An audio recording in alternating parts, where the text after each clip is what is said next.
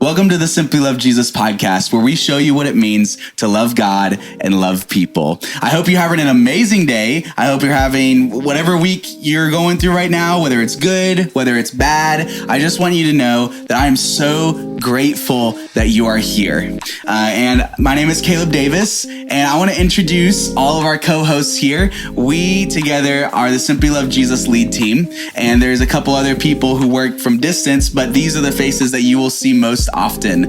This is our brand new relaunching of our podcast, and if you've been following our podcast for the past 4 years, I want to say thank you so much for tuning in. Thank you so much for following us in this journey, and I hope you're going to continue to stick with us in this new journey to come, in this new season that we are in. And to really just kick us off, again, we have some amazing co-hosts, and I just want to introduce everybody. So we have, I'm going to just go through names real quick. We got Olivia, we got Adrian, again, myself, Caleb, we got Durante, we got Jordan, and we have Leah. And I want to go ahead and just start us off with a simple, just get to know us opportunity. So starting with Olivia, what do you do for fun? So I like to sing and play guitar for fun. And I'm also a movie buff, so I really enjoy watching. What's your favorite movie? Good movie. My favorite Yeah, of your all favorite time? movie. I'd have to say Avengers Endgame. That's a Probably good movie. like top tier for me. That's I can good. watch that That's multiple good. times. What are y'all's favorite movies? I would say I'll take the microphone. Yeah, we're passing back and forth. But I do like Avengers Endgame. That was a good one. I will say Avengers Endgame was the best in-movie experience, like theater experience that I've ever had. For sure. Just not knowing what was going to happen and all that happening. And me talking in the microphone properly. We rehearsed this. But yes, that is a great movie. I like it. Yeah, that's good. Adrian, what's your favorite movie? The new Black Panther movie. The which one? The new Black Panther. The new what? Black Panther. Oh, Lou back. I don't know why I thought you said That something one I totally haven't seen different. yet. I haven't Wakanda seen. Forever. Yeah, Wakanda Forever. I haven't seen it Wakanda yet. Forever. I want Super to go good. see it. Yeah. Super good. That's good. Awesome. That's good. Leah, what is your favorite movie?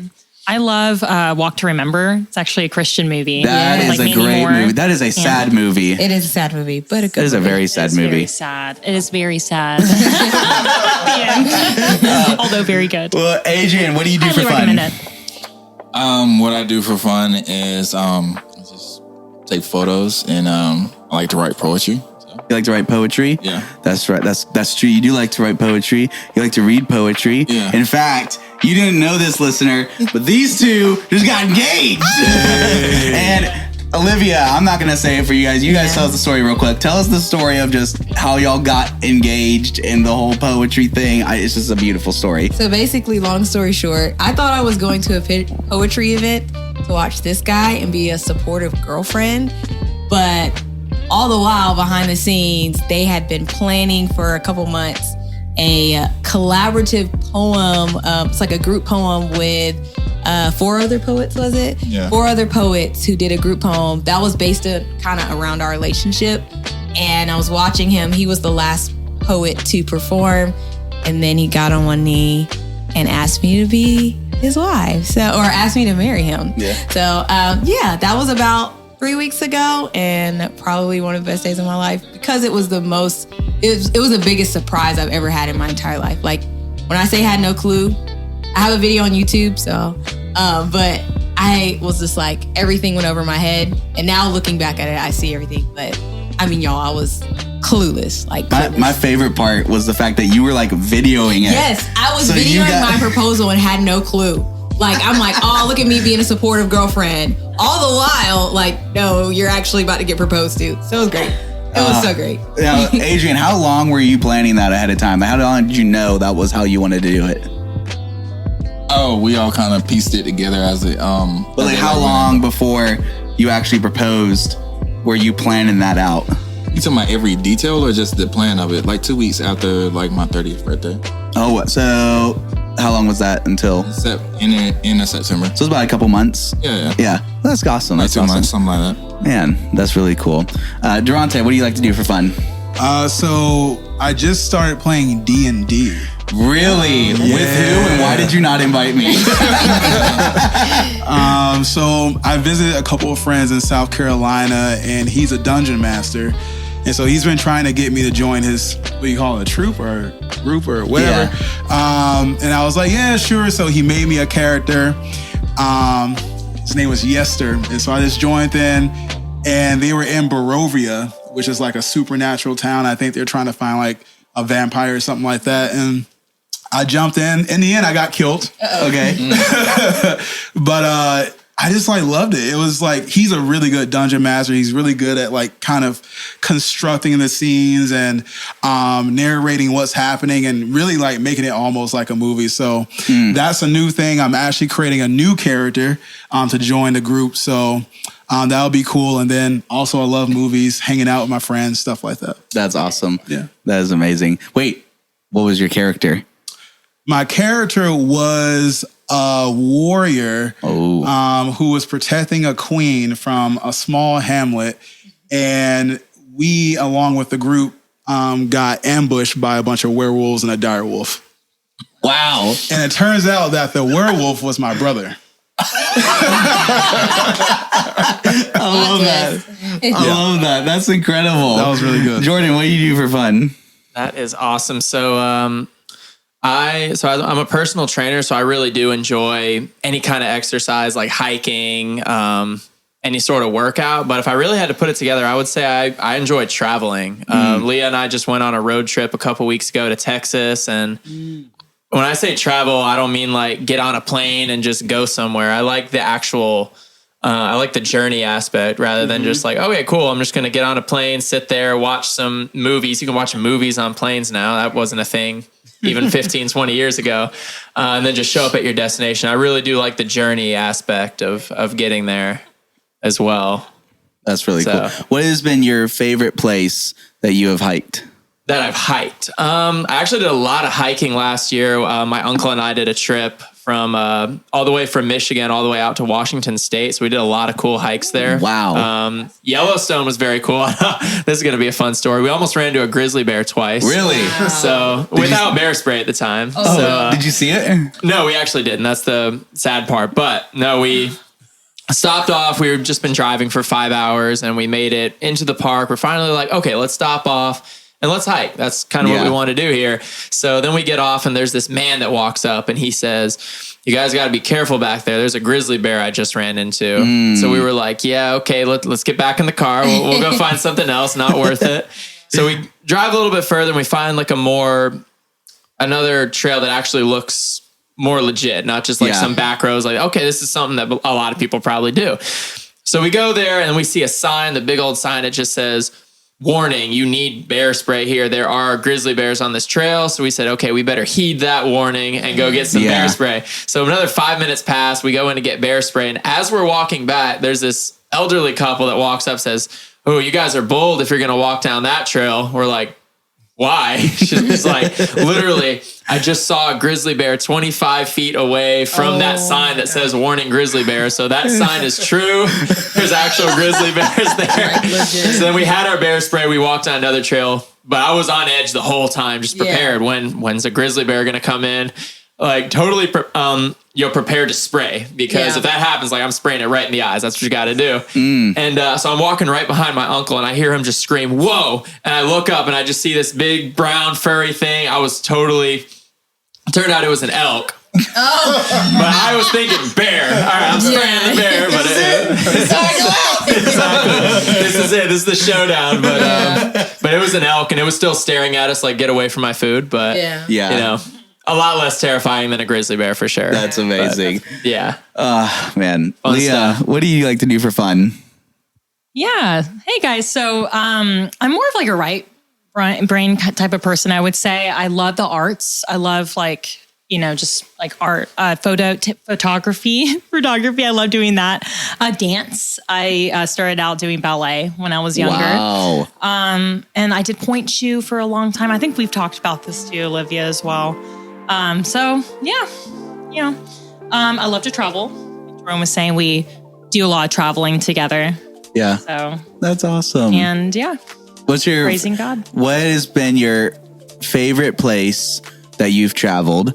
And then where is one place that you haven't been that you would like to travel? So favorite place and then place you want to go.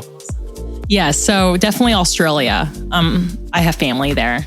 Oh, wow. I've been to Sydney and Melbourne. And then a place that I would love to go to that I haven't been to yet would definitely be Japan. I'd love to go to Tokyo. Yeah. Japan, yeah. Jordan's really wanting to go there too. I love anime as well. Yeah. I don't know if that's kind of like the other thing. That's right. Yeah. I say, do y'all watch anime? Or? I watch anime. You watch anime? Olivia's the only one here who doesn't watch anime. She watches the basic anime, guys. She watches Dragon Ball Z. No, I don't. I've never seen Dragon Ball. No, she hasn't watched it. Oh, she doesn't watch it currently, but she's seen it before. Yeah. So, Okay. Okay, question though. Yeah, okay. Question: Is Avatar: The Last Airbender an anime or no? no. I say it is a gateway anime. Okay, that's fair. I actually like that explanation. Close enough. It is not technically an anime, but it is because it wasn't made in Japan and it doesn't have all the full like art style. But it is. It emulates it. It emulates it close enough that most kids who probably watch, like most younger kids who watch anime today, probably had started watching Avatar, and because the shows they now love in anime, probably because of that. So that's why I say it's a gateway anime. Yeah, that's the best explanation I can think of. So now, what is everyone's favorite anime then? All right, Leah, you guys. This is what we really be telling about our personalities here. Definitely Sailor Moon. Wow. Okay. I'm not sure. I'm gonna say Death Note. Okay. Death Note is a good one. Yeah. I think currently it's slight tie for two. So it's Black Clover and also Jujutsu Kaisen. Oh, Adrian. Don't judge me, but Tokyo Ghoul. Oh, I've seen That's that. dope. Yeah, I've seen it from man. beginning to end. And Tokyo Ghoul is My favorite anime is the best anime because it's the longest running consistent anime is One Piece. Let's go. One Piece all the way. We're just getting crazy right now too. Wasn't expecting us to talk about One Piece, but here we are for anime. But what was I gonna say? Oh yeah. Anyways, so I hope you guys are having a wonderful time. I hope you've enjoyed learning more about us and our favorite anime. For whatever reason that you may have tuned into this podcast, we know that all of you have different interests, and we want to hear from your interests too. So if you're watching this on YouTube, let us know in the comments below what your favorite TV show is, your movie, what you like to do. I will just say what you like to do for fun. Just throw that in the comments below.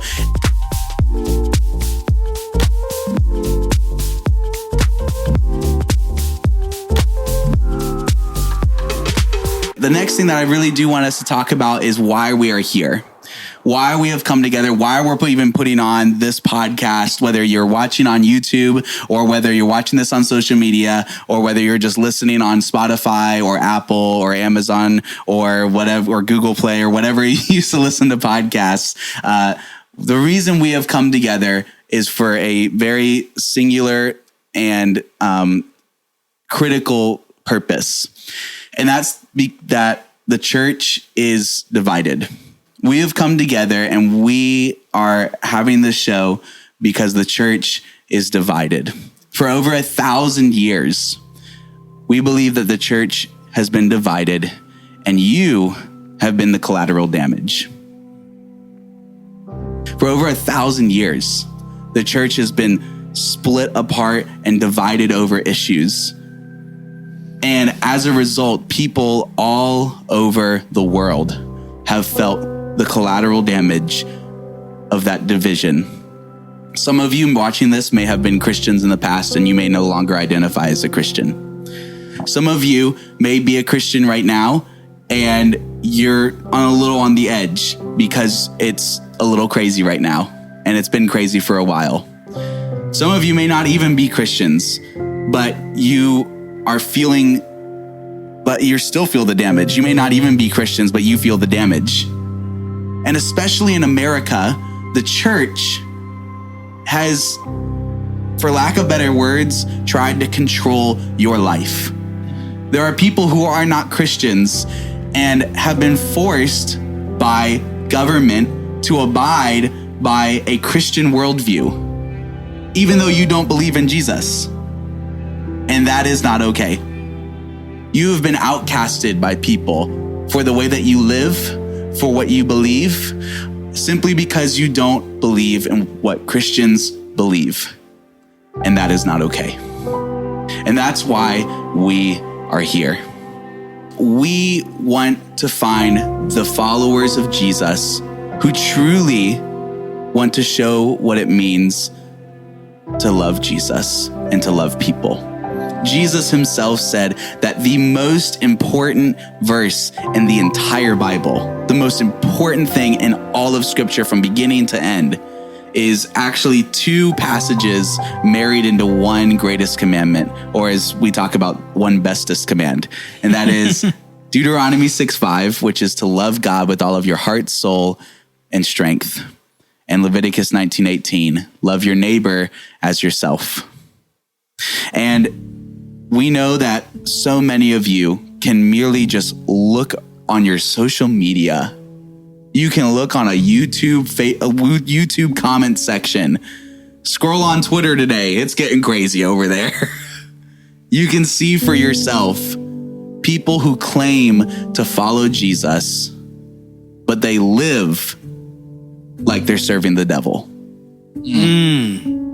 You have people who claim to follow Jesus who said the most important thing is to love God and to love your neighbor.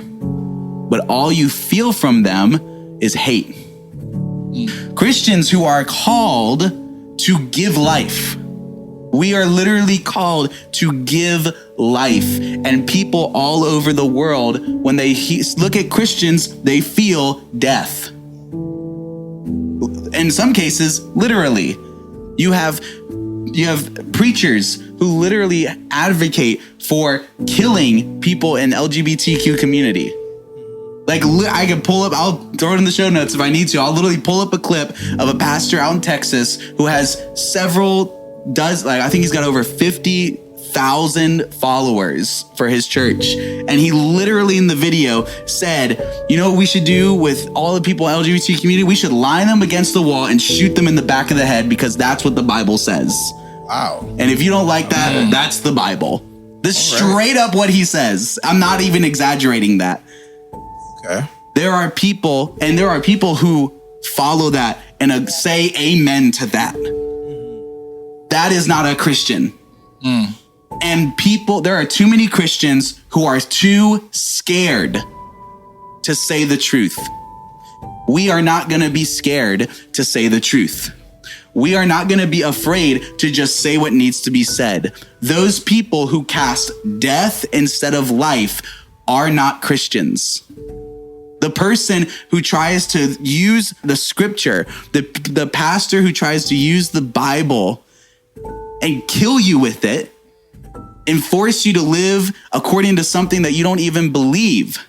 And if that's not okay and they just want to throw hellfire and damnation upon you, that person's not a Christian.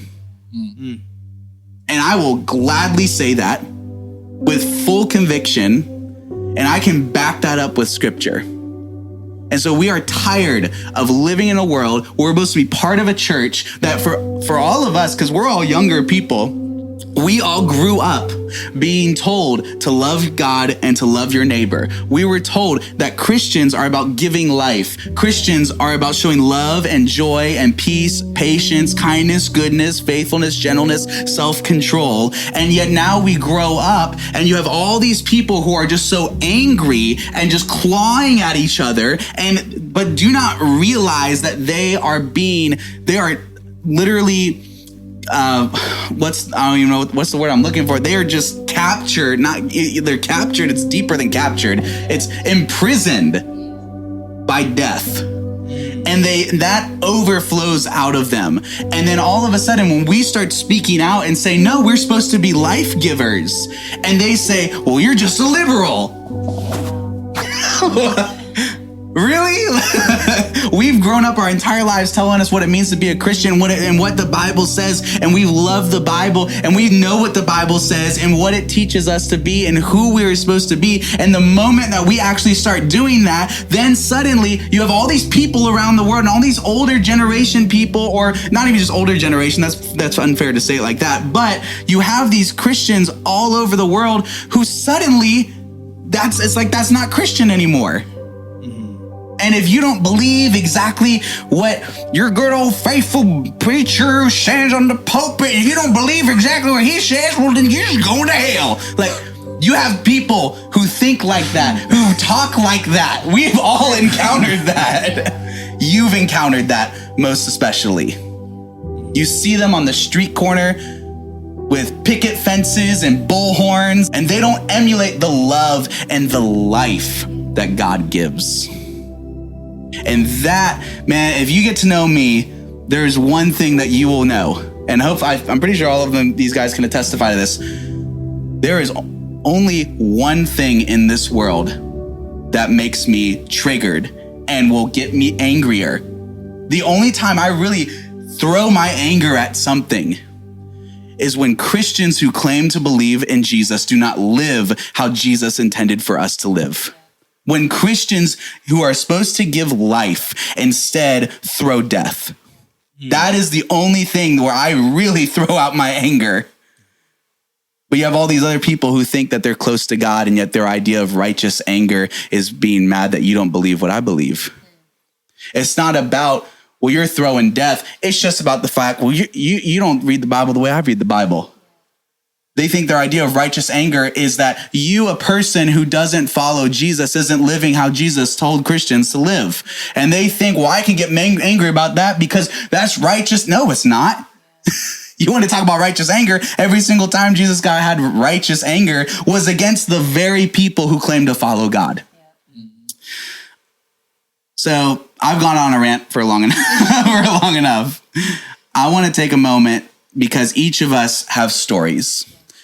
You, as you're listening to me speak, you probably know of people in your mind, experiences that you have, and stories that you have experienced of people who have claimed to believe in God, people who have claimed to be part of the church. And yet the church, which is called to give life instead through death. Many of you watching this or listening to this have stories like that. And we are no exception. And so I want to give a moment to let each of our incredible co-hosts, our incredible team here to share just their stories. And I'm going to just let them share with you. So we'll start with Olivia, and then we'll work our way around this way. Hey guys. So I come from a Baptist church background, and I'm still currently in Baptist world. So, but my story, as far as like the issues that I found in the church, that has definitely brought me to a conclusion like that something is wrong, was a prior church that I used to go to. As of 2021, I stopped going to this church, so last year. But I was experiencing a lot of what I felt like was not the redemptive and the grace side of Jesus. So we're a Bible-believing church. We believe in the full scripture. And the way that the scriptures were taught, in my opinion, were very more political than they were about Christ's love. And they geared and targeted towards the fact of not Jesus, but more of that things such as homosexuality or abortion or,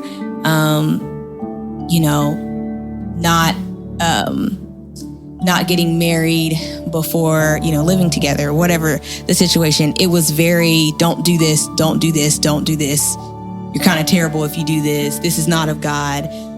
But there was no grace extended. So it was kind of cringy sitting in the congregation of a church that I've been to for a majority of my life and hearing this, and even just thinking of the possible people in that congregation sitting there who may struggle with those things or may know someone who struggles. And there was no grace or the love of Christ shown in their direction.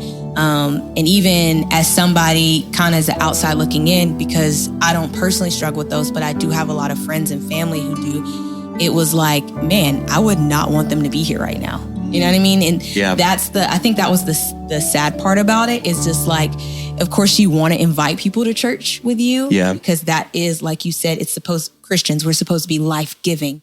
But when it comes to a point where you're like, ooh, I wouldn't invite my friends to this. It's like, what does that say about your church? What does that say about what they're teaching and how they're teaching?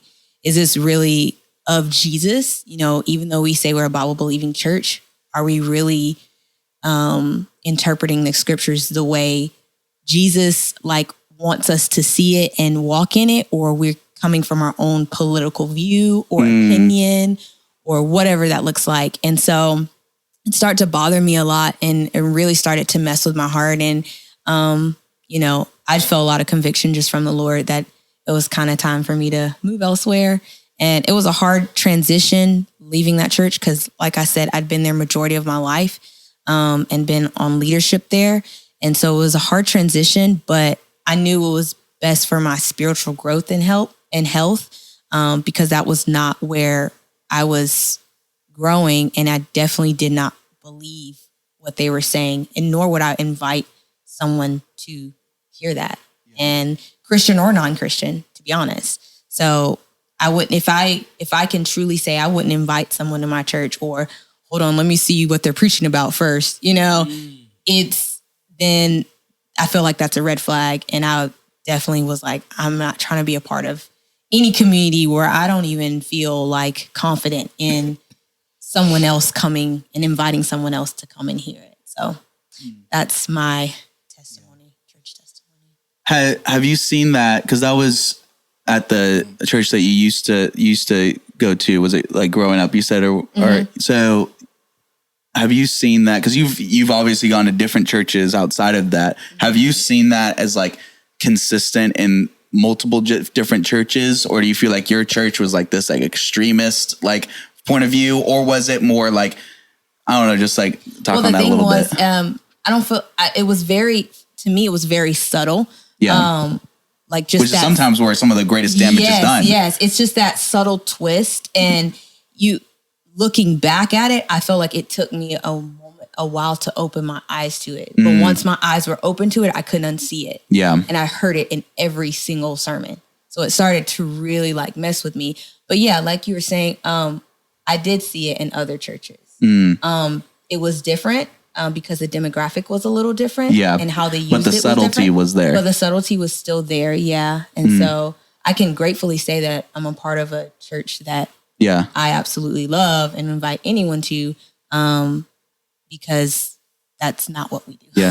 Now, and why do you think, you say you went to like all these different churches and you saw the subtleties were consistent in these, a lot of different churches? Because here's the thing, and here's something I want to say right out of the gate, that not every church is bad. Right. Like you're going to hear us talk a lot about some stuff in the church, but there are a lot of great churches and a lot of great pastors. And we'll talk more about that soon. But like going back to like, you saw these consistent subtleties. Why do you think that is? Like, no matter, even if the demographic was different, why do you think that you see these subtleties were consistent?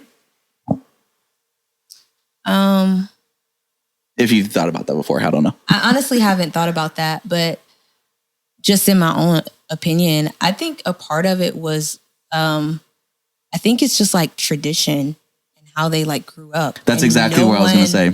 No one was broken of that. Yeah. No one was, I mean, it was just like it honestly felt like this is what my great grandfather taught me. You know, without them saying that, it felt that energy of like, you know, which was passed down from generation. Which is an important note, because people tend to use the word tradition a lot, but I think what's not being spoken when they talk about, well, I think that's just because tradition, that's how we've done it. There's deeper in that. It's approval.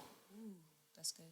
It's, if I don't say this, I don't have the approval of great grandpappy who was pastor, and that's what he taught me to say.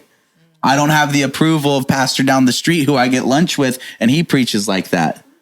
Or my seminary professor, and that's what they taught us to teach, or what was right or what was wrong. It's, I do it not because this is what Jesus expects of me, but because this is the approval I will get from my peers. Yeah. Sorry, I just hit me while you were talking and you were saying that. Anyways, that's good. That's good. That's a good story. Adrian, you're up next, man. Well, the wise sage that he is. The wise sage. The wise one. Really. Not a sage or a wizard, just I guess for me it was the fact that when I grew up in my older I went to a Baptist church, but the older Baptist church I went to, growing up in the small town of Georgia that I went to, it didn't emphasize enough about who the Holy Spirit was, or so much as so I guess like what I took from it. It wasn't necessarily hurt. It was more so I guess neglect. So I guess those two go hand in hand.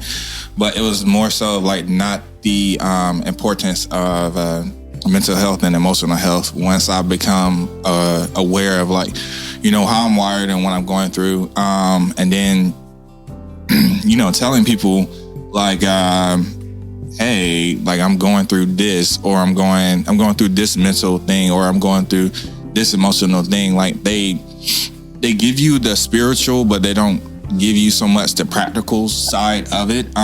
Especially the older traditional ones, they just pray through it. It's like, okay, yes, that is correct. How often have we ever heard that? Just pray through it. Like that's number one. Pray through it, but also what else? What is next? The practical spirituality comes with practicality as well. So two go hand in hand. Also, because somebody can read the Bible day in and day out and still go commit sin, which is watch pornography right after they just read a Bible verse. And they consistently call them, consistently they are Christians, they read the Bible, they fast, they go to everything else. But what else do you say when, they fall to pornography or they cheat on their wife? Like, so those are decisions that you can make on your own. But I'm saying like the application part was not there. And then once I realized that I was going through all of that, them not just feel like I don't have like any guidance after that, because then that led me to question God, because I'm like, okay, I'm reading my Bible, I'm praying, what else is I'm not doing? And I feel like if it was something like where they had, Christians that were also, if the preacher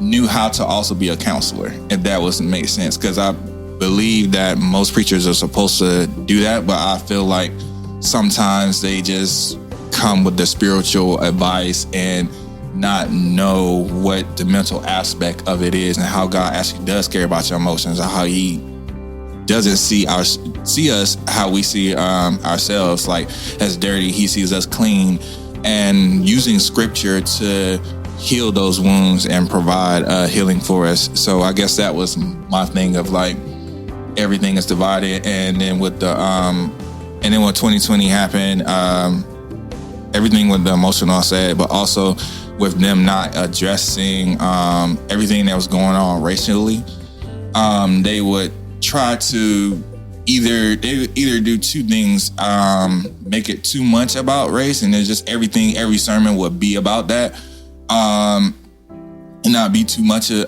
any Jesus, or they just wouldn't say anything about it at all. My thing of it is like, you don't have to feel like you have to include it in there, but speak about it, because Jesus flipped tables over things that they were doing in the church.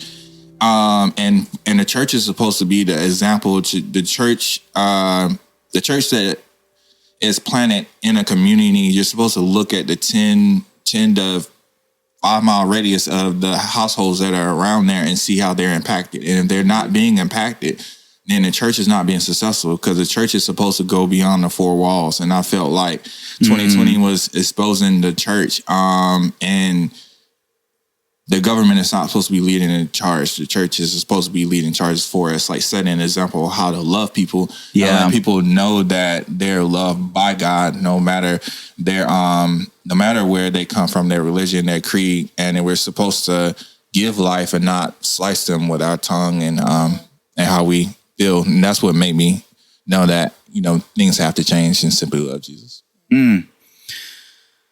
Yeah, you mentioned 2020 and all the stuff that was happening throughout, and that big tension of some people either not talking about it at all, or when they did talk about it, they tended to make it about, how would you categorize that? Like it seemed forced. It seemed forced. And in which ways did you find how they talked about it? Like, I feel like it tended to either go one or two ways how people talked about it. What do you think those two ways were?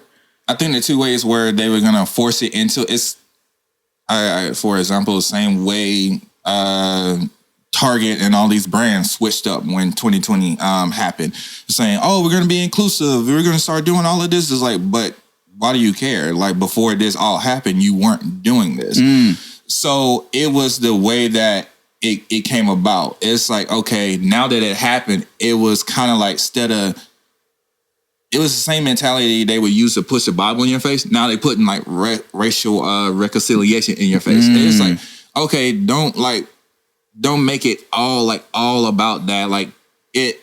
I don't know how to explain it. It just sometimes it feels like, are you saying this because you just now realize that it's a thing, or are you just saying this to appease the people because it feels like it needs to be said? Like what if you were saying this because it needs to be said, will you admit that you just now realized this because you haven't talked about it before? Yeah, like just the realization of just being vulnerable and just being like, hey, I'm human. We should, as a church, we should have done better. And just like you said, just addressing that and just let the ball roll from there. Yeah. Or there's also the flip side of it, which is how many people used it and spoke about it on stage, not from a conviction of their heart, but from a manipulation of their politics. Yeah. Exactly. Sure. And there's so many people out there, Christians, even pastors, where their theology is more influenced by their politics than it is their Bible. Yes. And we see that right today. I think the silver lining of the climate that we are in right now as a nation in America. And before I forget, I want to thank, we're actually sitting in, what are the names one more time? Ben and Allie. Ben and Allie. Allie? Natalie. Why did I say Allie? When I was in high school, I went to a lot of death metal concerts, okay? So I'm not using it as an excuse for my hearing problems. Yeah. I'm just saying back then I knew what I was getting myself into, and I'm paying my dues. And so we are in, which is Adrian's roommate, Ben. So they're letting us use their apartment to film this podcast for you, and you can see their cute little pictures up here. Like, ain't that adorable? They're cute. And the water buffalo, or well, I guess it's not a water buffalo, but no, it's a cow. It's a cow. It's some kind of cow. That's a cow? Some kind of cow. Yeah. I just like, It's like from a different. It's another continent. I got off topic. Sorry, I just want to make sure I said that because I just want to. And also, before I forget, while I'm on this track, I want to give a big thanks to our cameraman for this evening, Mr. Ben Dutton. Ben, do me a favor, just like shake the camera up and down, because I know if I asked you to get in front of the camera, you'd say no. Unless you want to, I want you to come around. Okay. Yep. Real quick, Ben, what do you do for fun? Just yell it out. I film things, yeah. Louder. I film things. Yeah. There we go. You also play a lot of Super Mario Smash Bros.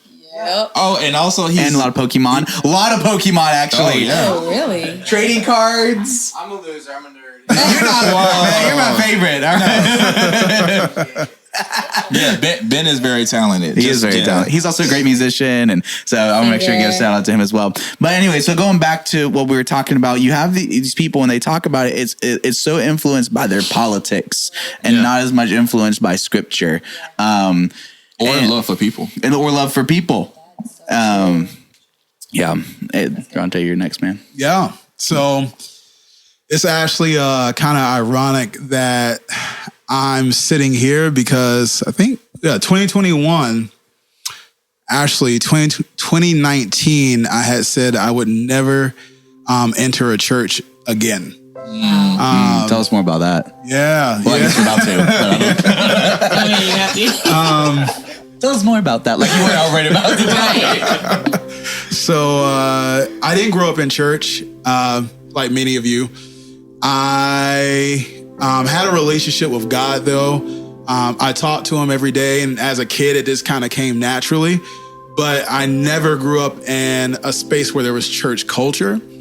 And so my faith and relationship with God was kind of built through my mom and other people in my life. But again, there was never really a culture that I grew up around. And then early on, maybe like when I was 18 or 19, I found a small church, actually in Southwest Atlanta, near Camilton Road. Shout out to all those people.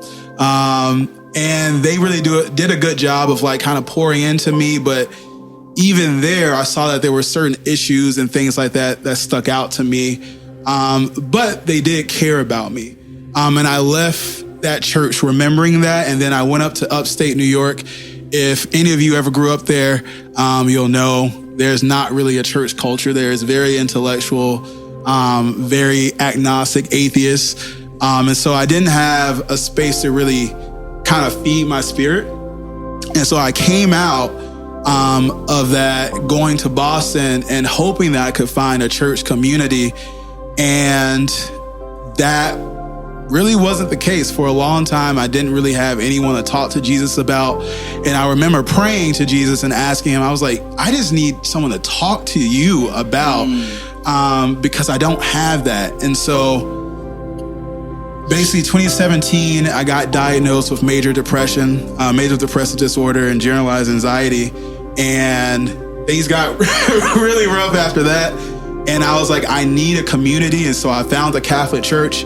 And when I was confirmed, I felt this calling to enter the past kind of like pastoral calling. And I was like, maybe I should be a priest.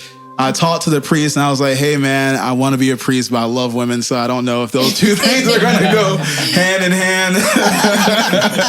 And he was like, yeah. Brother Durante. How lovely.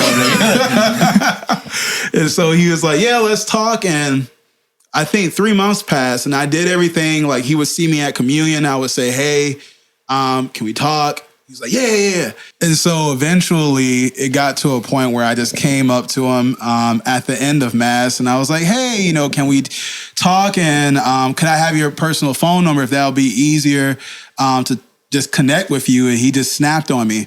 And especially like being in such a dark space at that time, it felt very isolating for me, a person who was trying to like step into the priesthood and to really kind of feel a divine calling to have someone in that type of authority, especially spiritual authority, and someone who has the name Father to like treat me in that way. And after, do you know why I don't know. I never asked. I didn't, I didn't return to the church after that, but I did notice like a lot of our wealthy parishioners, especially those who are older and white, they got his time all the time. And so maybe it was because I didn't have anything to offer, which is something that I think we kind of see in our larger church culture, both in the Catholic Church and the Protestant Church. Oh yeah. Celebrity church culture. Yep. Which is a whole nother thing we're going to talk about. And yeah, he was pretty well known. So that was the kind of like the first part. And the second part is I went to another church community, the Seventh-day Adventist community. Again, just trying to find people to talk about Jesus with and worship. And they poured into me for a while, but I was dating a person there and we broke up. And again, that community kind of closed me out. And so after that, I was just like, I don't think this kingdom or church that Jesus talks about is real. And so I was like, I'll never go to church again. And if I want to be a pastor, I can just figure out another way to do it or just start my own church. Can you talk just a little bit more about that last moment you said where after you've had these experiences, we're like, I don't know if God's kingdom is real. Why? Can you talk a little bit more about what you feel like makes that correlation and that connection? Because I think it will speak a lot into some other people who may be feeling the exact same way, but don't know how to articulate it, Yeah. So if we think about the third commandment that God gave the disciples, it was to love each other as I have loved you, so that the world will know that my Father sent me.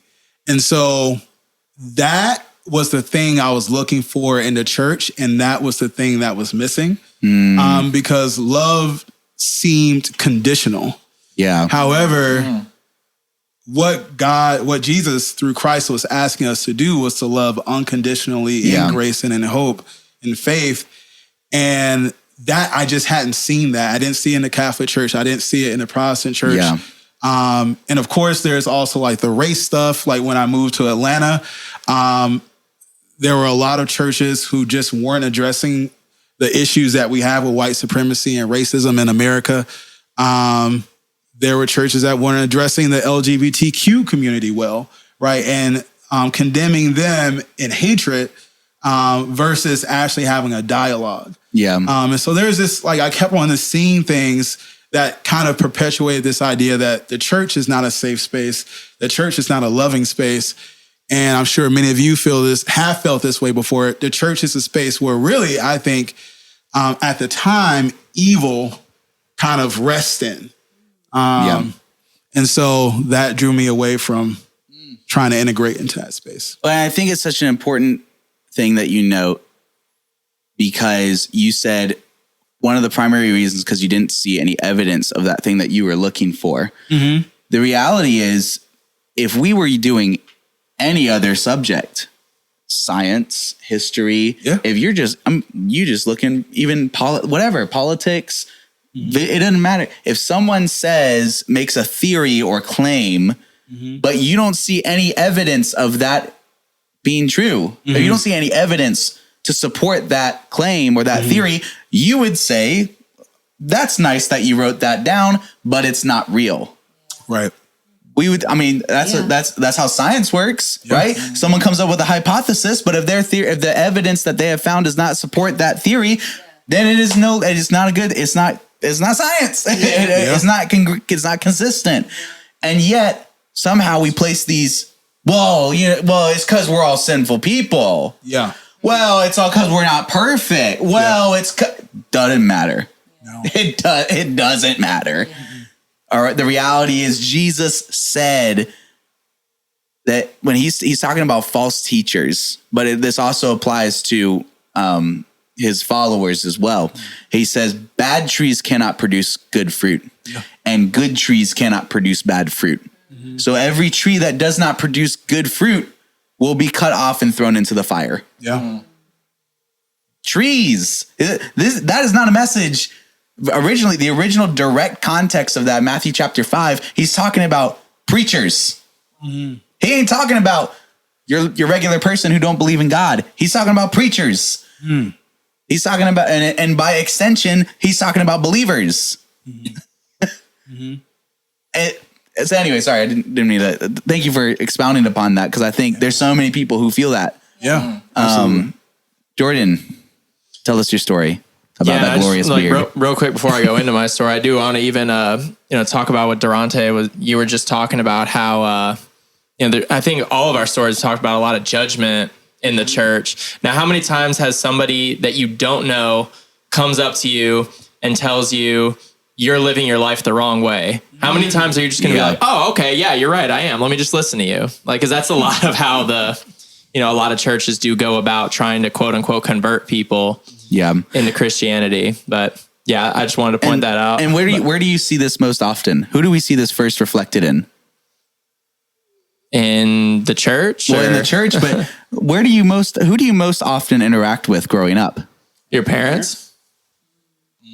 And that's true, because a lot of times when your parents tell you, oh, don't do this, don't do this. And as soon as you turn 18, you move out of the house, what do you want to do? Like, I literally, and I'll tell you this, I actually made a list of all the movies my parents didn't let me watch growing up. As soon as I went to college, I watched them all. I hope my parents are watching this. Granted, I have met all of your parents. I think I've met your parents. Have I? Actually, I don't know. That's a good question. We need to set that up. Yeah, we do. Because I've met Leah's parents. They live close to each other. I've met all of your parents. I've met my parents, obviously. I know for a fact we can all say we love our parents. Yes. But, and I say this for the sake of those who are watching, because the people they most interact with is their parents. And oftentimes, for many people who were once Christians who are no longer Christians, they step away from the faith and they blame it on the church. But really behind the blaming on the church is really how the church was reflected in their parents. Mm-hmm.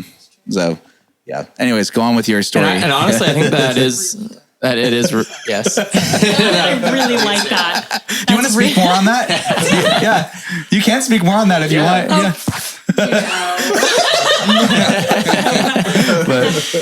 But I really do think that that point that you made is a good segue into my story, because my parents actually took me to a Baptist church growing up. And when I say growing up in the church, it wasn't like as soon as I was born, my parents were already going to church. They actually weren't going to church the first, I want to say 6 or 7 years of my life.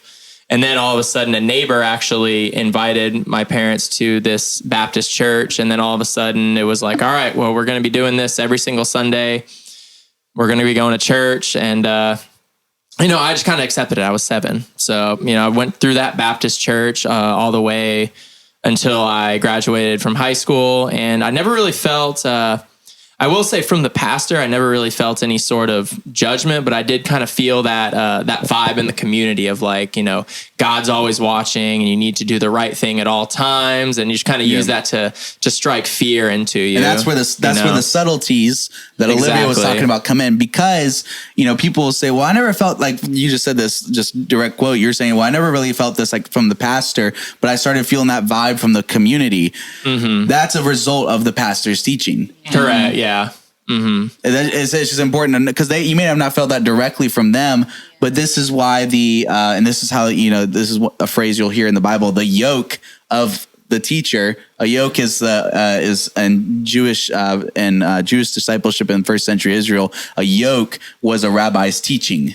So this is why you see in the New Testament, do not be unequally yoked. And you'll see, take my yoke is easy and light. My burden is light. So it says teaching. It is the thing that is all that they are, and their teaching and what they believe and everything. And so you see that reflected in the church community, because as a result of how the pastor has pastored or what he has taught. And I would equally say this for the churches that you have gone to, where you do see truly amazing people, a truly loving community. So when you're in a community, if you're in a church that you truly feel life and you don't feel like it's not about you're being subjugated and your life being micromanaged and all these things. If you truly feel like I feel like I know when I mess up, I can tell these people. And if you're in a community where you feel like you've messed up and you feel like I can actually tell these people, I don't feel the inherent pressure, and that pressure forces me to not say anything because of inherent shame I'm afraid of having been thrown upon me.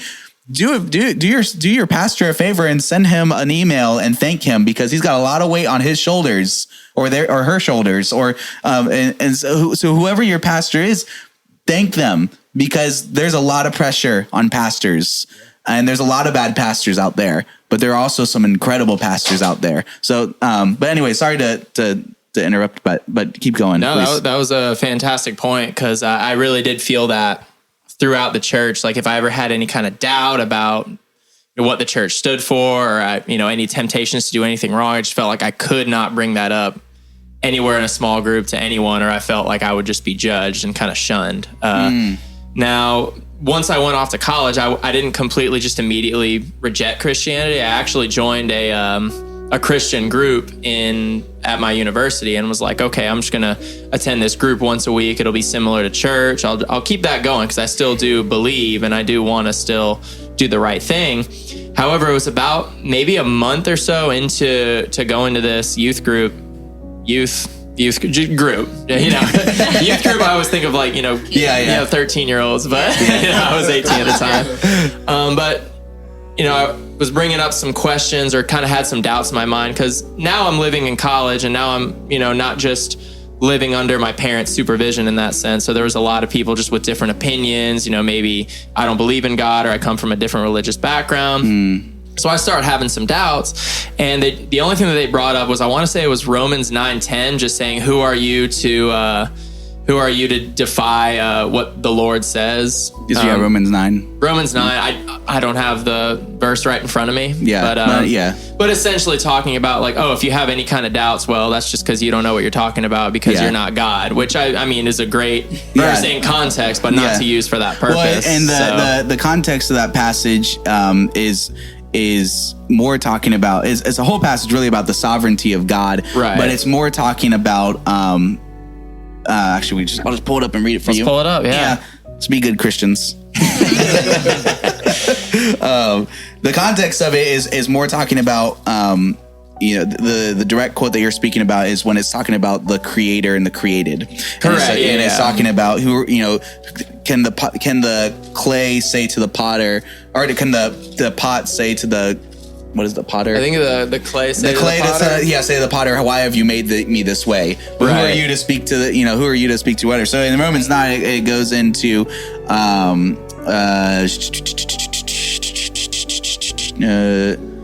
there we go.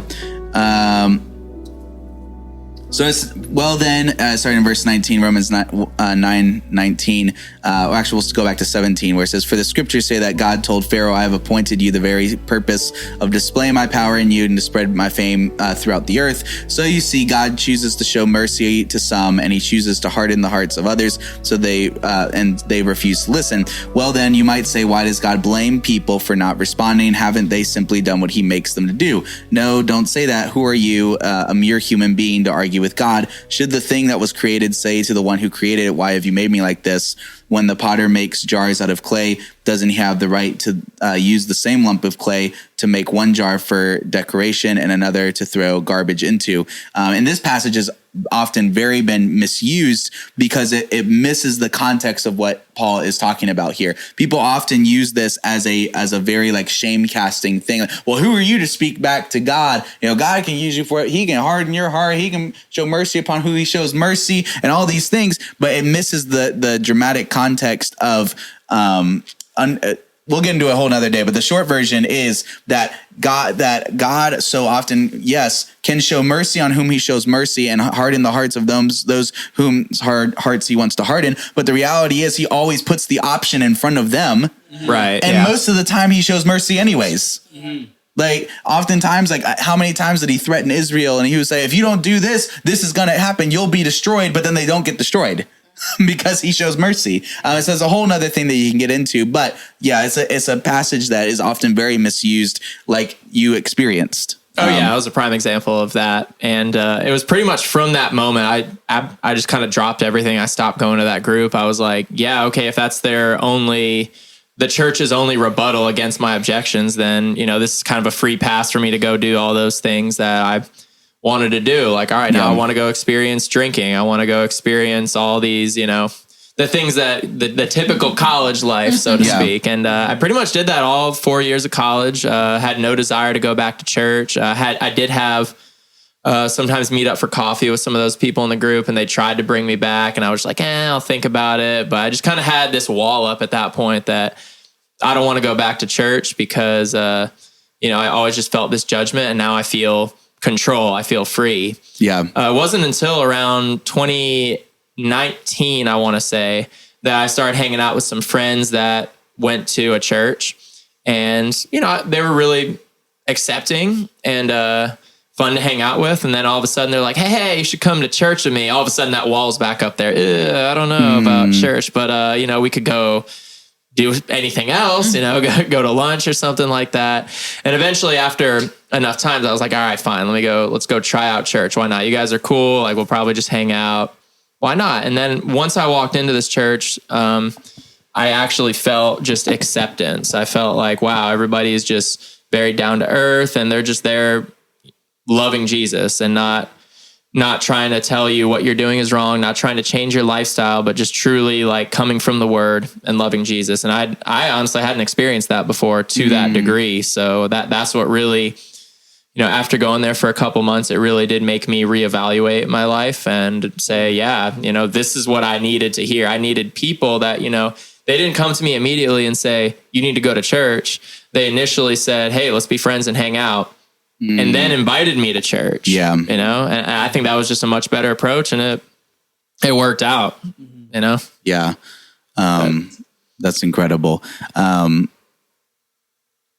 Before I forget, because I just like, as I was reading the passage in Romans 9, I could hear in the back of my head the amount of people who are probably listening to the very words, and I want to clarify something really quick. Contextually, because I already know I can you sometimes you hear something, someone brushes over it, and you're gonna think about that the rest of the time. So I know the moment I just read these words, because I read them kind of fast, seemed like I kind of breezed over it, but there is actually some heavy words in here that if read out of context sounds really bad.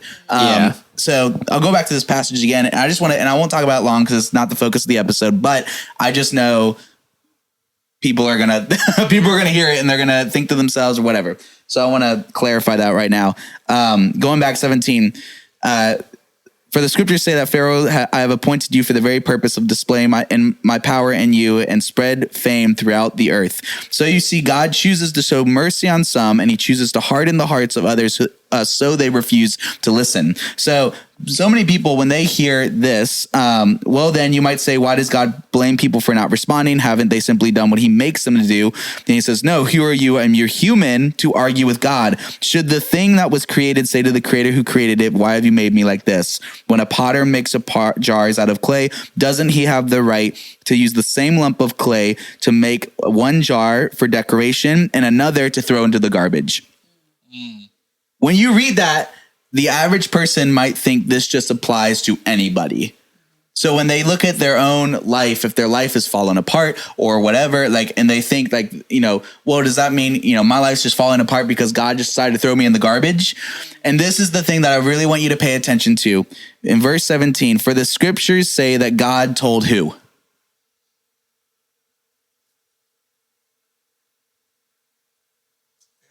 Pharaoh. Who was Pharaoh? What's this in reference to?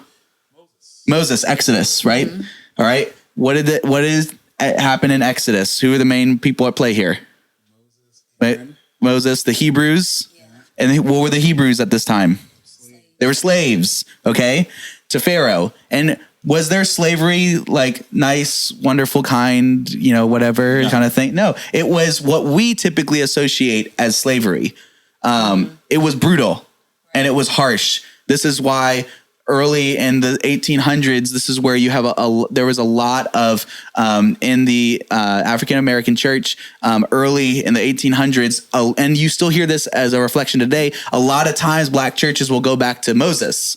Because that goes all the way back. They did in the 1800s as well. It's where a lot of the songs that were sung to comfort slaves and all of these things, because of the harsh slavery that they were being treated to. And so, in short, for those who may be wondering how to put Romans 9 into context, Romans 9 is very much talking about, and I'll just interpret this for you. The short version is that the hearts of the people who God hardens to show his power are people who have given themselves over to the mark of the beast. And that's another concept we'll talk about later on, the whole mark of the beast thing, because there's a lot of Baptists whatever. The Revelation minds go freaking out and they think it's all cryptic messages when it's not. So that's a whole nother thing we'll talk about later. But this is talking about people who have literally sold themselves to their selfish nature, is Pharaoh just an average Joe? No, who was Pharaoh? He was the most powerful guy in their world at the time. He was, at least in the Hebrews world, he was the most powerful guy. The purpose who has sold themselves over to evil so much that they now have amassed power and use that power to oppress other people and subjugate other people. They have sold themselves over to that evil. And so God hardens their heart because that is the path they have set for themselves and have chosen that path. Right, so he uses their destruction for his glory. Yep. So that's, okay, sorry. Put that in context for people who wanted to put that to rest. All right, sorry. Yeah, that was good clarity. Leah, please tell us your story. Okay, hey guys. So I started out in the Baptist church. I was baptized when I was a little kid, and then I got confirmed in the Methodist church. We went to a Methodist church for whatever reasons, my parents, I don't know. But anyway, and then I was confirmed. I'm not going to lie, growing up, I feel like, and I know hate's a strong word, although I do hate to say this, but I do feel like I lived in a consumer Christian home. And can you define that a little bit? Sure, absolutely. Just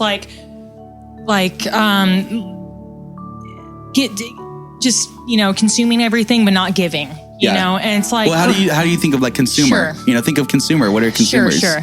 They're people go to movies and they sit in theaters, and it's all about just taking it in. Oh, sorry. Like you said, it's all about taking it in and nothing, and you're just there for the movie show experience. For sure. Yeah, absolutely. And, and growing up as well, like, I don't know. I gave it a lot of thought. But I do feel comfortable now sharing all this stuff. Being in the back of the car as a little girl, there'd be like a panhandler or whatever, what have you. I don't know. I'm from Austin, Texas. But anyway, there. And, my dad would just be like, you just don't know everyone's story, bottom line. And just, so you guys already kind of, but it just breaks my heart. And I grew up with that, but I've learned to, I don't really know how to, I do believe in sharing the gospel when I can. But I guess just reverting back just to like my testimony, like who I am. So, when I went to college, so I graduated from Ole Miss in 2017, yada, yada. When I was there, and like Jordan was saying too, just not really having a lot of like accountability and just kind of, doing your own thing. I kind of, so, had fun, and it was hard to, so that was a rough time. I wish that I would have been more involved and, have Christ in my heart. Actually, during that time, I guess maybe I was a sophomore. I don't like to think about it, so I guess that's why I'm always kind of, I actually like rejected Jesus from my heart when I was like 19 years old. I think I told you that when I was like 19 or something like that. Just because I just felt like just nothing was, I just felt very alone, Yeah. I was also going through, after that, because I didn't know at the time, when I graduated, I had found out about like just some things I was like kind of dealing with, and I won't really go into detail. Well, like kind of, I guess like mental health. Yeah. And with that, it's hard as well to, I don't know. I know this kind of sounds bad, guys, maybe, but just to prioritize sometimes. Yeah. Like when you're feeling so down sometimes. Yeah. Yeah. But God, he's number one always. Yeah. That's really all I got. Yeah. No, I think that's good to show, because I think what I hear just kind of captured in what you've shared so far is feeling like when you go to college, or even when you're like you talked about, like just being in the backseat of your car. And oftentimes, man, growing up, the backseat of the car, some of the worst fights happen, some of the whatever. Yes. And so that's oftentimes where you may have questions, and questions get shut down. Yeah. You have concerns, and concerns just kind of get swept under the table. You go to college and you feel alone, and you don't have anyone that reaches out to be community for you. And I can speak from this as someone who struggles with like chronic depression, anxiety. When you're stuck in a spot, you don't have the mental capacity or the will to go. Like people are just saying, well, you just gotta pick yourself up. And I'm like, you ain't never been in that place, brother. If you think you just pick yourself up, like it's another level of hopelessness. And when you're in that pit of hopelessness, you're constantly left being in your bed at night, just praying that someone would send you a text message to say, hey, I'm just thinking about you. Yeah. You're longing for someone to just bring you in. Yep. And that's what I hear a lot of what you're talking about. And at that place, when you're talking about you're a sophomore and you just felt lonely, and that's what drove you to reject Jesus, because it's that heart's cry and longing for someone to save you from this place, and constantly feeling like nothing's showing up for you. Does that feel like that? Absolutely. Okay. Absolutely. Yeah. Thank you, Caleb. No, of course. I just, I know sometimes it's, once you start talking about it, then it's like it all gets scattered and everything. Right. Like, what did I say? But I want you to know, like, it's heard. Thank and you, most Caleb. importantly, it's heard. Like, there's going to be people who listen to all of this and hear exactly what you're saying in every way that you say it. And that's what's so beautiful. And that's the thing that I want to be able to communicate to every single one of you, because you've heard so many different types of stories. And in each of their stories, I'm sure you've related to something, but what's most important is you have a story of your own where you may feel alone, you may feel outcasted, you may feel broken. And if that's you, there's a longing to belong somewhere. And that's often why many people reject church or reject what they grew up believing, because they're longing for belonging, and the place that they were supposed to belong rejected them. And I want you to know that if you feel that, you belong here. If you are weary and heavy burdened, you will have rest. Simply Love Jesus exists to show you what it means to love God and love people. And we are committed to being exactly who God has called us to be. And that means saying some hard things that people don't want to hear, saying things that people are too scared to say, saying things, and some of it may just be saying things that people just don't have the words to put it, but they feel it and they don't know how the words to articulate it. But I want you to know that you belong here. And I want you, and this is the most important thing that you will hear out of everything that we talk about. And this is my promise to you, that one day, everything that is wrong in this world and in your life will be made right through Jesus. And this is why Jesus is good news. That is the gospel. One day, everything in this world and in your life will be made right through Jesus. And I promise you, Jesus is coming back soon. And we believe that strongly, that Jesus is coming back soon and everything will be made right. We believe in a future where there is no more sorrow, no more pain. And these are just coming straight out of Revelation chapter 21, where God says, I am the beginning and the end. That God, look, I am among my people. There will be no more death or sorrow or pain. It literally uses the words, every tear will be wiped away. Come on, man. That's a world that we get to share together. And when you hear about all these different stories, I'm sure you can relate to every single one of them. And I want you to know that you're not alone. But I also want you to know that it's not going to stay that way, because this is the time. This is the time where there are Christians all over the country that are kind of like popping up like daisies. Like they're just, God is revealing specific people all over, people who are coming to these same realizations and these same revelations that we have all had, that we have all come here under the same common truth of who Jesus is and what Jesus has called us to do. And we want to show you what that looks like.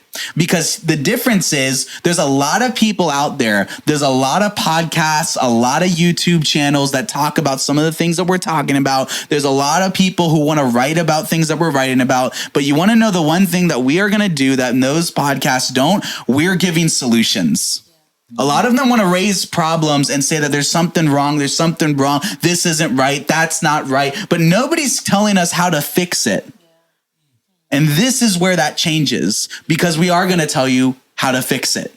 And the simplest way that we can is to simply love Jesus. And we will begin to unfold what that means. We will unfold and we will talk more about what it means to simply love Jesus. And that is the difference between what you will find between Christians who are producing good fruit and bad fruit. Do they simply love Jesus? And we want to teach you what that means. And we want to invite you to simply love Jesus. But that requires us to have some hard conversations. Because there are many pastors who may be watching this, because all of us, we didn't just come out of nowhere and just decided we're just like these characters that came on a screen. We all have lives. We grew up. We have families. We all went to churches. We all have friends who are ministers. We all whatever. And so because of that, some of them may be watching this and they may think to themselves, well, am I that bad Christian? I know there may be pastors who are watching this right now mainly because I sent it to them to watch, but no. And they may be watching this and thinking, well, am I the bad pastor? Am I the one who's created damage in the church? Am I the one? I don't know.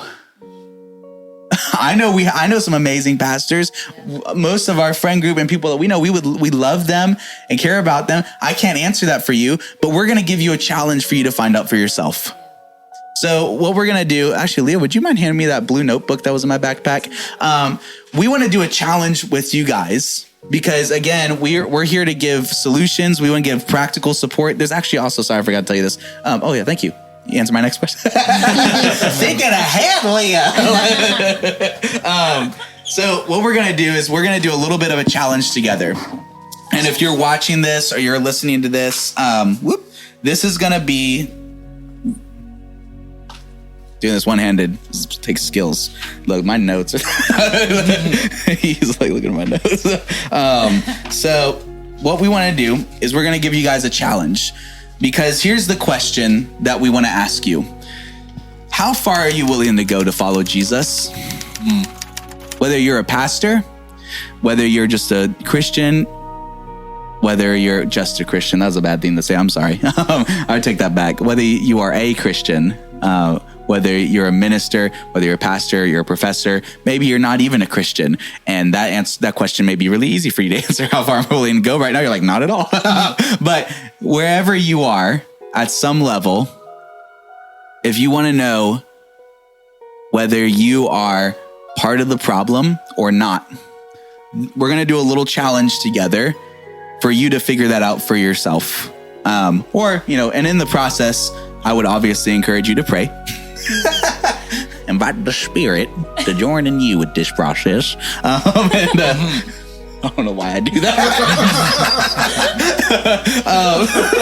It's just so fun. It's because we're in Atlanta.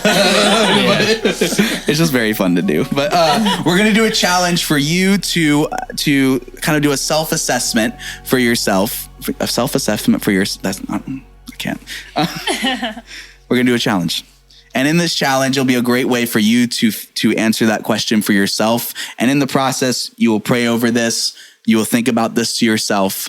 But really, it's one question that it's going to help answer. How far are you willing to go to follow Jesus?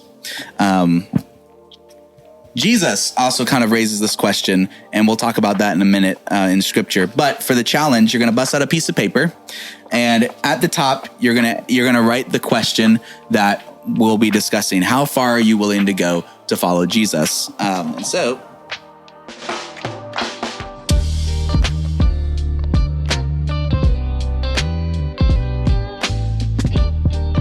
on the top, you would write, how far are you willing to go to follow Jesus? That's my worst penmanship I've ever done. And what you're going to do is at the bottom of your paper, would you actually mind holding this for me? Just kind of holding it up for me. Thank you, sure. So what you're going to do, at the bottom of your paper, you're going to write Jesus. So what you're going to do next is on this paper, you are going to write out what is most important to you. From most important to least important. We'll put Jesus as his own little special box so you don't feel like you're putting Jesus last, because it serves his own little purpose, as Jesus always does. So you're going to list out your priorities. I'll list out mine for you. So my first one would be, let's do family. And then friends. And then I would do dreams, health,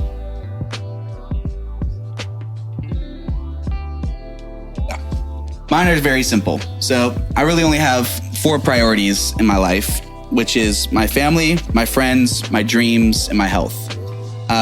For you, it can be as long or it can be as short as you want. You might be raising up just a little bit. Hang on, I'm being very picky. I'm sorry. So you list out your priorities. It can be as long as you want, as short as you want, however, just what is most important to you. Some other examples you may put in: politics may be important to you. Your political beliefs, your money, your economy, your welfare. It can be your church is important to you. It could be your dog, Lulu, is important to you. I don't know why I chose Lulu. I don't even have a dog named Lulu, but I just imagine a poodle. And so I just think of like that person who like carries their poodle in their like their little case. And so it's my little flu-flu. Like, you know, like they're, I don't know. Anyway, you're 30 cats. I don't know. I'm going too far down the rabbit hole. Whatever is most important to you in your life, it can be as long as short as you want. And in this challenge, what you're going to do is you're then going to have Jesus draw an arrow to your first priority. So mine would kind of be bad examples, but this is just, you know, how I write it out. You will ask yourself, is Jesus more important than this? So let's say you had politics down there, or let's say you had money or health. Is Jesus more important than my health? I would say whatever Jesus says, is it more important? Yes. So I would cross it out and then I would just keep going. Is Jesus more important than my dreams? If I had a dream for my life, and one of my dreams is to be a full-time author, that's one of my dreams. Another one of my dreams is to get a PhD in philosophy. Another one of my dreams is to be fluent in Spanish because I'm half Puerto Rican and very proud of that. Another one of my dreams is to travel the world, you know. But if Jesus gave me a calling or told me something that would be in contrast with my dreams, who is more important? I would say Jesus is. Go up the list. Is Jesus more important than my friends? If following Jesus means friends of mine will reject me and friends of mine will cast me aside, who's more important? It's Jesus? Yeah. So I cross that out. Is he more important than my family? Yeah.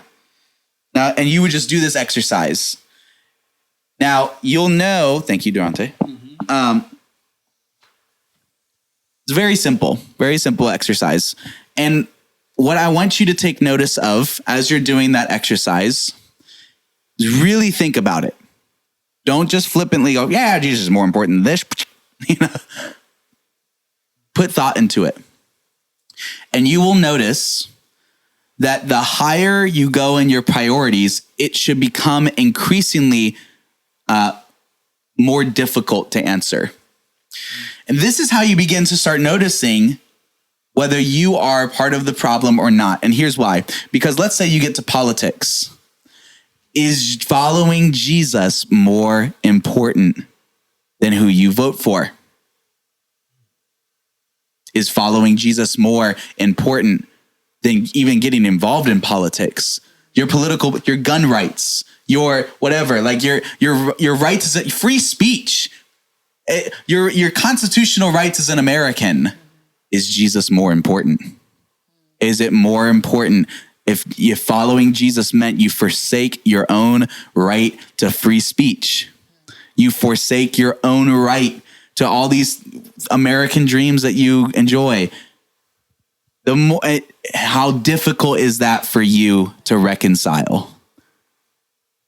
And it's really important too. Notice maybe some things lower in your list are harder to answer than others. Just notice all the different priorities. Just really engage with it. Which ones were easier to cross out than others? Was it easier for you to cross out your friends than it was your money? Was it easier to cross out your own family than it was your politics? Is Jesus more important? How far are you willing to go to follow Jesus? Jesus poses this question to his disciples in the book of Luke. Luke chapter 14, Jesus says, a large crowd was following Jesus, and he turned to them and said, if you want to be my disciple, you must, by comparison, hate everyone else.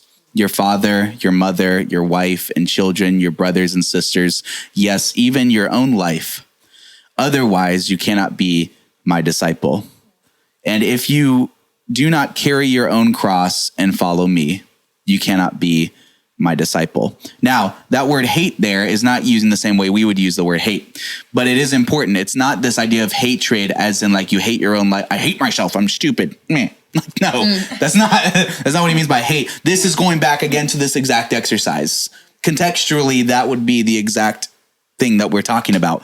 How far are you willing to go to follow Jesus? And what comes before it? Like just wrestle with that exercise. Wrestle with that. And it really ask yourself and just dive into it. Just the whole thing's an exercise. It's not just as linear as like, is he more important than this? And you cross it all off and you're done. No, like again, like I said, did you find others were more of a struggle than some? Were you more surprised which one you're easier to cross off the list than others? Wrestle with that. And then pray about it. And then take a look at your own life. Because some of you may say, well, yeah, Jesus is more important than my political, stuff. And I had a harder time saying that Jesus was more important than my family. But how many of you have literally rejected your own family and let's say Thanksgiving, and you literally disown some of your own kids because of their lifestyle choices? Because they didn't believe, because maybe you grew up in a conservative family and maybe your son became a liberal. And so you decided to cast out your son for his liberal beliefs. Guess what? Your politics are more important than your family. And thus, they are more important than Jesus. So that's our challenge for you. And we would love to know in the comments, or you can also, if you're not watching this on YouTube, maybe you're listening to this on, Apple or Spotify, and you're just listening to this podcast, then we would love for you to follow us on Instagram and send us a DM and let us know how you interacted with that exercise. And maybe share it with other people, because I think it will really stretch your comfort zone a little bit.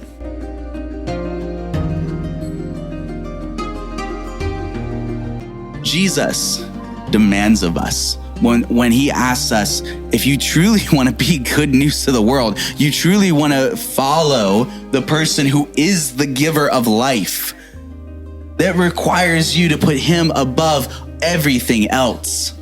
It requires for you to put everything else to the wayside. Everything else is held with an open hand, and he can do with it as he wills. And because it is no longer about just, what's more important in my life, because Jesus, when he comes into your life, he changes everything. He does not just let you sit on your dilly-dally doing whatever you want and just go into your regular 9-to-5 job, going home and watching Netflix, going to bed, waking up, doing the same thing. Jesus has something more important for your life. Jesus calls every single one of us. And I wonder what it would look like if we all asked ourselves that same question. How far are we willing to go to follow Jesus? How far are we willing to go so that the world may know that it is through him that they can have life? How far are we willing to go? I'll tell you how far I'm willing to go. I literally will go to the point that I would give up my own life so that other people may have life. If it comes to the point that I would resist the evil of this world so much with so much love, that's the difference between what real Christians, that's what we're here to talk about, real Christians. And there's a lot of people who say they're Christians, but they're not. And we're going to start defining that a lot more for you. We're not just going to cast it off into the wind and let you figure it out. No. We're going to be bold. And we are going to say what needs to be said. And we'll start drawing some lines in the sand a little bit for you. Following Jesus costs so much. But following Jesus is better than anything in the world, because it is about love, so much love, that you would literally allow the evil of this world and the evil that subjugates and enslaves the souls and the hearts of all people and all of creation, and creates the greed and the murder and the death that we see all around. That evil, the only way you defeat that is not through death. It is not fighting fire with fire. It is fighting death with life. It is fighting hate with love. It is fighting darkness with light. And the only way we can do that is if we choose to resist evil so much that wants to claw and tear people apart. And when we choose to do that, that is where life is given to the world. Jesus calls every single one of us to be good news. The gospel is not just something you believe in. The gospel is something you become through Jesus. It is not about preaching the gospel. It's about preaching and sharing and declaring good news. And not just declaring good news, being good news. That is what we want to share with you. And I wonder what it would look like if we just asked ourselves that question. How far am I willing to go to follow Jesus? Am I willing to take on hate from the rest of the world because I love people so much and it just doesn't make sense and it doesn't fit in their perfect little boxes and categories? I think we would have a church that people would be willing to follow. We would have a church people want to be part of. I think we would see communities jump out from everywhere because that is a irresistible grace. That is irresistible love. That is an irresistible community, an irresistible family. And when all people come together and join in that family, you are not just joining in a family, you're being part of a kingdom that is so dramatically different than what this world expects. It's not a kingdom that's built by presidents or by what we understand as kings. It's a kingdom that is built on life, a kingdom that is built on where everything is right, a kingdom that is built where you don't even have conversations like about equality or all these things are irrelevant because you love each other so much. It's a conversation that doesn't need to be had. Right. That is part of the kingdom of God. The kingdom of Jesus is the one who brought the kingdom of God here. And we are here to just proclaim the very same message that Jesus proclaimed. The kingdom of God is already here, and you have an opportunity to be part of that kingdom. You have an opportunity to be part of a family, and we want all of you listening to be part of a family that loves you so much and wants to help you live the way Jesus intended for you to live. And the way that you do that is by asking yourself one question. What is that question? What does it mean to simply love Jesus? That's right. What does it mean to simply love Jesus? The time is now. We are asking for people to be bold and brave and to stand up for what's right, to truly show the world what it means to love God and love people. And so we look forward to this journey we're about to go on together. Thank you so much for tuning in with us. We hope that this has been a challenge to you, but has also comforted you and encouraged you. And we ask that you continue to invest and join in this journey with us together. Consider sharing this with one person, because one day at a time, we're about to change the world. Have an amazing day, friends, and let us know how we can pray for you.